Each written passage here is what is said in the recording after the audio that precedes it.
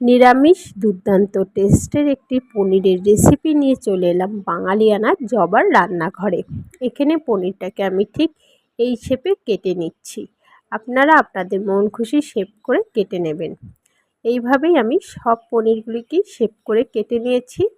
পনির করার জন্য একটা মশলা তৈরি করে নেব। তার জন্য গ্যাস ধরিয়ে গ্যাসে কড়াই বসিয়ে তাতে সামান্য একটু তেল দিয়ে দারচিনি, এলাচ, লবঙ্গ, শুকনো লঙ্কা ফোড়নে দিয়ে কেটে রাখা আদার টুকরো, কাঁচা লঙ্কা, টমেটোর টুকরো, সামান্য একটু নুন, হলুদ গুঁড়ো আর 1 চামচ মতো জিরে দিয়ে 1 মিনিট মতো একটু ভেজে নেব।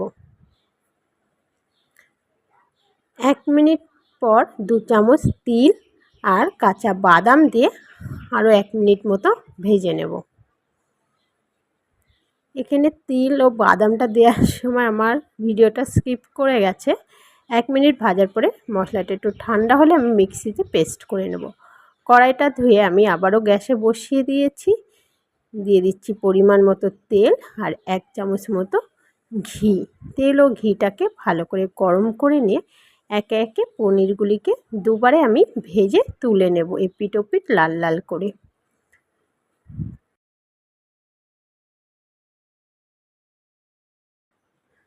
খুব সুন্দরভাবে আমার পনির ভাজা হয়ে গেছে। সেই তেলেই তেজপাতা, শুকনো লঙ্কা ফোড়নে দিয়ে সেই মশলাটাকে পেস্ট করে নিয়েছি।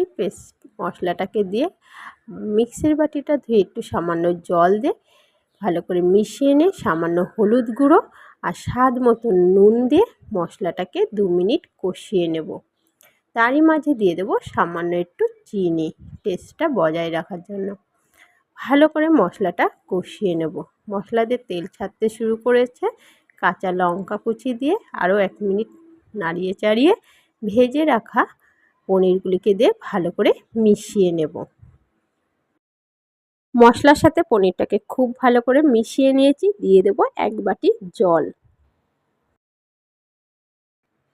ঢাকা দিয়ে দিচ্ছি 3 থেকে 4 মিনিটের জন্য। তো 3 থেকে 4 মিনিট পর খুব সুন্দরভাবে কিন্তু পনিরটা রেডি হয়ে গেছে। 1 চামচ ঘি দিয়ে নামিয়ে নেব। খুবই সুন্দর একটি পনিরের রেসিপি। অবশ্যই বাড়িতে একবার হলেও নিরামিষ দিনে ট্রাই করে দেখো, দুর্দান্ত টেস্ট। যে একবার খাবে সে বারবার চেয়ে খাবে। ভালো লাগলে রেসিপিটা অবশ্যই আমার চ্যানেলটিকে সাবস্ক্রাইব করে পাশে থাকা বেল আইকনটি ক্লিক করে দিও। আমার ছাড়া রেসিপিগুলি সবার আগে নোটিফিকেশনের মাধ্যমে তোমাদের কাছে পৌঁছে যাবে। আর রেসিপি যদি ভালো লেগে থাকে অবশ্যই কমেন্ট করে জানাবে। সঙ্গে লাইক, কমেন্ট, শেয়ার করতে একদমই ভুলো না।